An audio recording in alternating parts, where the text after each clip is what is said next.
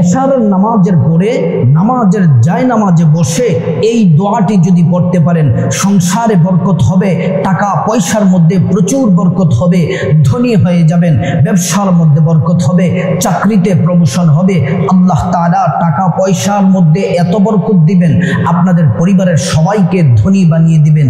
আর এই গোপন শ্রেষ্ঠ দোয়াটি স্বয়ং রাসূল করিম সাল্লাল্লাহু আলাইহি ওয়াসাল্লামের নিজ কন্যা জান্নাতের সরদারিনী ফাতেমাতুজ জোহরা রাদিয়াল্লাহু আনহাকে আল্লাহ রাসূল নিজে শিখিয়েছেন।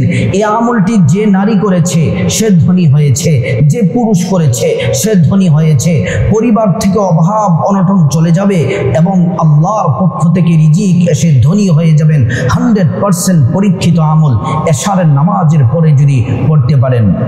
সম্মানিত মা বোন, আমার মুসলিম ভাইয়েরা, এই দোয়াটির সঙ্গে একটি ঘটনা জড়িয়ে আছে, যে ঘটনার প্রেক্ষিতে আল্লাহ রাসূল সাল্লাল্লাহু আলাইহি ওয়াসাল্লাম নিজ কন্যা ফাতিমাকে দোয়াটি শিখিয়েছিলেন। তার আগে বলতে চাই, এশারের নামাজ পড়া এটা হচ্ছে 1 নাম্বার শর্ত। এশারের নামাজ পড়াই লাগবে। এশার নামাজ বড় দামি নামাজ।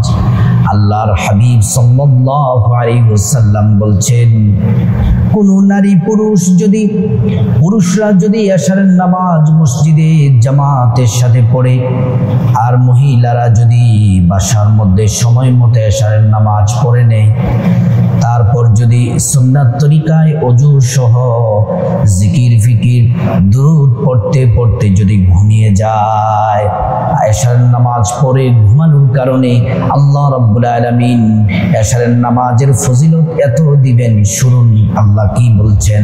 নবীজি জানিয়েছেন, এশারের নামাজ পড়ার কারণে অর্ধেক রাত পর্যন্ত, এশারের নামাজ থেকে মধ্যরাত অর্ধেক রাত পর্যন্ত সারা রাত দাঁড়িয়ে দাঁড়িয়ে নফল নামাজ পড়লে যত নেকি পেতেন তত পরিমাণ নেকি আল্লাহ রাব্বুল আলামিন আমল নামার মধ্যে দিয়ে দিবেন। আল্লাহু আকবার।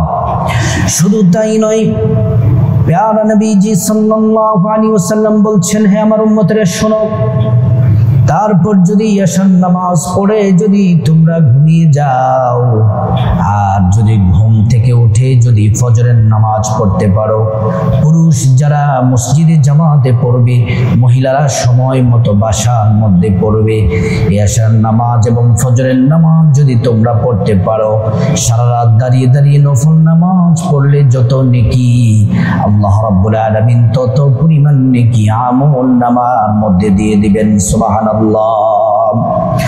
সম্মানিত মা বোন, এশার নামাজ অত্যন্ত বরকতময় পূর্ণ নামাজ।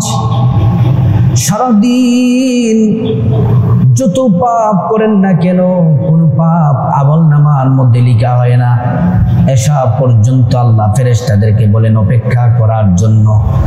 যখন আল্লাহ পাক দেখেন, ফেরেশতারা যখন দেখেন এশার নামাজ বান্দা পড়ে নাই, আল্লাহর বান্দার এশার নামাজ পড়ে নাই, আল্লাহর কাছে সারা দিনের কৃতকর্মের গুনাহের কারণে আল্লাহর কাছে তওবা করে নাই, চোখের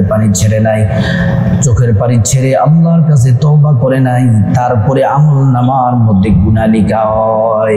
এশা পর্যন্ত ফেরেশতাদেরকে অপেক্ষায় থাকার জন্য বলেন আল্লাহ পাক বলেন, ফেরেশতারা আমার বান্দারা ক্ষমা চাই কিনা তোমরা একটু অপেক্ষা করো, যদি আমি আল্লাহর কাছে যদি ক্ষমা চাই আমি রব্বুল আলামিন তাদেরকে মাফ করে দিব, আর যদি তারা যদি ক্ষমা না চায় তাহলে তারপরে তোমরা আমল নামায় গুনাহ লিখো। আর যদি বান্দা নেকের কাজ করে, সওয়াবের কাজ করে, পুণ্যের কাজ করে, আল্লাহ সাথে সাথে বলেন সাথে সাথে লিখে ফেলো। আল্লাহু আকবার।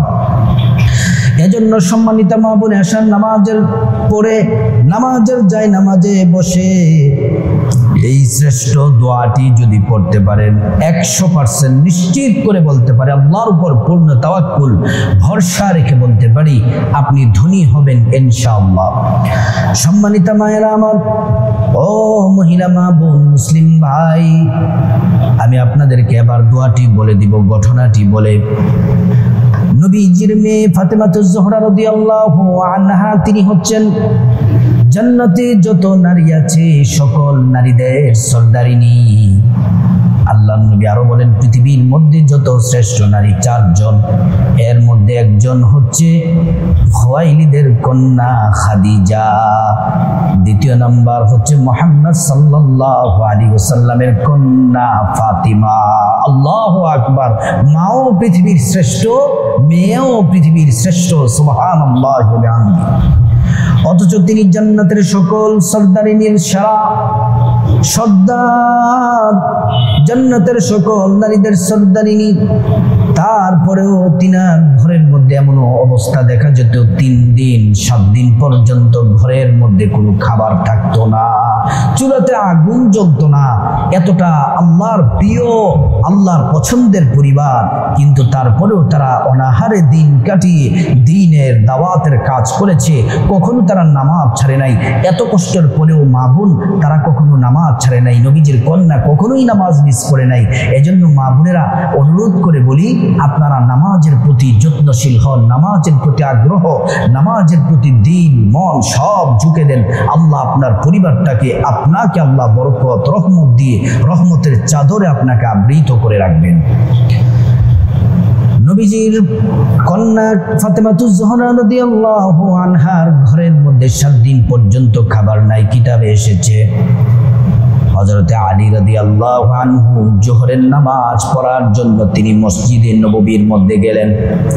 যাওয়ার পরে তিনি দেখেন মসজিদের পাশে 6টি ছাগল, 6টি বকরি বাদ দিয়ে রেখেছে।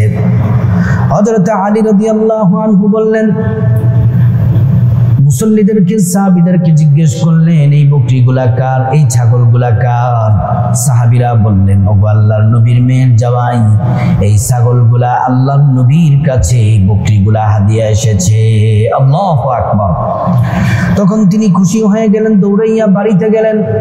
বাড়িতে গিয়ে বললেন, ফাতিমা, ঘরের মধ্যে 7 দিন পর্যন্ত খাবার নাই, তোমার বাবার কাছে 6টি ছাগল হাদিয়া এসেছে, যাও যাও তোমার বাবার কাছ থেকে ছাগল নিয়ে আসো। হযরতে ফাতিমাতুজ জোহরা রাদিয়াল্লাহু আনহা তিনি নবীজির কাছে যেতে লাগলেন। আর হযরতে আলী রাদিয়াল্লাহু আনহু হাসান ইমাম হোসেনকে বললেন, বাবা চলো ছুরি আমরা ধার করি, তোমার মায় যদি বকরি নিয়ে আসে, ছাগল যদি নিয়ে আসে, তাহলে আমরা সেটাকে জবাই করে আমরা খাবো, আসো আমরা ছুরিটাকে ধার করি। হযরত ফাতিমাতুজ জোহরা রাদিয়াল্লাহু আনহা আল্লাহর নবীর হুজরা মুবারকে গেলেন, ঘরের দরজা নক করলেন। আল্লাহর নবী চোখের পানি ছেড়ে দিলেন। হযরত আম্মা জান আয়েশা বলেন, ওগো আল্লাহর নবী রাহমাতুল লিল আলামিন, আপনি কেন কান্না করেন? আপনার চোখ মুবারক দিয়ে ঝরঝর করে কেন পানি পড়তেছে? নবীজি বললেন, আয়েশা, ঘরের দরজা তাড়াতাড়ি খুলে দাও, আমার মেয়ে এসেছে। কারণ এই সময় আমার মেয়ে ছাড়া অন্য কেউ এখানে আসা তাদের ক্ষমতা নেই। ঘরের দরজা খুলে দেওয়া হলো। নবীজির মেয়ের মুখ দেখে নবীজি চোখের পানি ছেড়ে দিলেন। বললেন, মা আসো। নবীজির পাশে বসালেন। বললেন, মা কি ব্যাপার, কেন এসেছো? বলতেছে, ও আল্লাহর নবী, আব্বাজান আজকে 7 দিন পর্যন্ত ঘরের মধ্যে কোনো খাবার নাই। ঘরের মধ্যে হাসান হুসাইনকে খাবার দিতে পারি না, তৃপ্তি পর্যন্ত খাবার খেতে পারে না। আপনার কাছে নাকি বকরি ছাগল হাদিয়া এসেছে, ছাগল দেন, হাদিয়া দেন। হাসান হুসাইন অপেক্ষায় আছে। আল্লাহর নবী বললেন, এ ফাতেমা, তোমাকে যদি ছাগল দিয়ে দেই তাহলে এই ছাগল কয়দিন পর্যন্ত খেতে পারবে? সর্বোচ্চ 1 সপ্তাহ পর্যন্ত খেতে পারবে, তার থেকে বেশি খেতে পারবে না। কিন্তু তুমি যদি ছাগল বকরি যদি না নাও, আল্লাহর দেওয়া নিয়ামত দুনিয়া আখিরাতে, জান্নাতে, দুনিয়াতে আল্লাহর গায়ব, আল্লাহর রিজিক থেকে তুমি যদি খাবার খেতে চাও, তাহলে আমি তোমাকে বকরি ছাগল দিব না, তোমাকে একটি দোয়া শিখিয়ে দেব। যদি দোয়াটি পড়তে পারো রে ফাতিমা, ঘরের মধ্যে কখনো খাবারের অভাব হবে না। আল্লাহ রব্বুল আলামিন তোমাদেরকে রিজিক দিয়ে রব্বুল আলামিন ধন্য করে দিবেন। হযরতে ফাতেমা তো তিনি এমনি জান্নাতের সর্দারিনী হন নাই, আল্লাহর প্রতি প্রতি তার অগাধ বিশ্বাস। নবীজি বাবা প্রতি অগাধ বিশ্বাস আছে। বাবা যখন বললেন ছাগল লাগবে না, আমাকে দোয়াটি শিখিয়ে দেন, নবীজি ফাতেমাতুজ জোহরা রাদিয়াল্লাহু আনহাকে দোয়াটি শিখিয়ে দিলেন। আমার মা বোনেরা, মুসলিম ভাইয়েরা, দোয়াটি লিখে নেন, মুখস্থ করে নেন। এই দোয়াটি পড়বেন, ইয়া আউয়ালাল আউয়ালিন ইয়া আখিরাল আখিরিন ইয়া যাল কুওয়াতাল মাতিন ইয়া রহিমাল মাসাকিন ইয়া আরহামার রাহিমিন। একবার বললাম, আবারও বলছি, ইয়া আউয়ালাল আউয়ালিন ইয়া আখিরাল আখিরিন ইয়া যাল কুওয়াতাল মাতিন ইয়া রহিমাল মাসাকিন ইয়া আরহামার রাহিমিন। আরেকবার বলে দেই, ভালো করে শুনে মুখস্থ করে নেবেন অথবা লিখে নেবেন। ইয়া আউয়ালাল আউয়ালিন ইয়া আখিরাল আখিরিন ইয়া যাল কুওয়াতাল মাতিন ইয়া রহিমাল মাসাকিন ইয়া আরহামার রাহিমিন। হযরত ফাতেমাতুজ জোহরা রাদিয়াল্লাহু আনহা আনন্দে চিত্তে ঘর থেকে বের হয়ে আসলেন। এই দিক দিয়ে হযরতে আলী, হযরতে ইমাম হাসান হুসাইন খাবারের জন্য রেডি, কিন্তু দেখতেছেন ফাতেমা আসতেছে কিন্তু কোনো ছাগল বকরি নেই। মন খারাপ হয়ে গেল। হযরতে ফাতেমাতুজ জোহরা আনন্দে খুশিতে তিনি ঘরে চলে গেলেন। বললেন, স্বামী খাবারের টেনশন করবেন না, বকরি আনি না এজন্য, ছাগল আনি না এজন্য। এই ছাগল যদি আমরা খেতে চাই সর্বোচ্চ এক সপ্তাহ খেতে পারবো, কিন্তু রাসূলুল্লাহ আমার আব্বাজান এমন একটি দোয়া শিখিয়েছেন, দুনিয়াতে আমাদের খাবারের অভাব হবে না, পরকালে আল্লাহ জান্নাতে আমাদেরকে ভরপুর খাবার দিবেন। আল্লাহু আকবার। বলতেছে আমলটি কখন করতে হবে? এশারের নামাজ পড়ে জায়নামাজে বসে, হে আলী, হে ফাতেমা। নবীজি বললেন, ফাতেমা তুমি তোমার স্বামী দুইজনে এই আমলটি করবে, রিজিকে বরকত হবে, ধন দৌলতে বরকত হবে, ব্যবসা বাণিজ্যে বরকত হবে, সংসারে আয় রুজিতে বরকত হবে। আল্লাহ তাআলা হালাল রিজিক দিয়ে ধনী বানিয়ে দিবেন। আল্লাহ রাব্বুল আলামিন আমাদের সবাইকে সঠিকভাবে এই শ্রেষ্ঠ আমলটি আল্লাহকে রাজি খুশি করার জন্য করা আল্লাহ পাক তৌফিক দান করুন।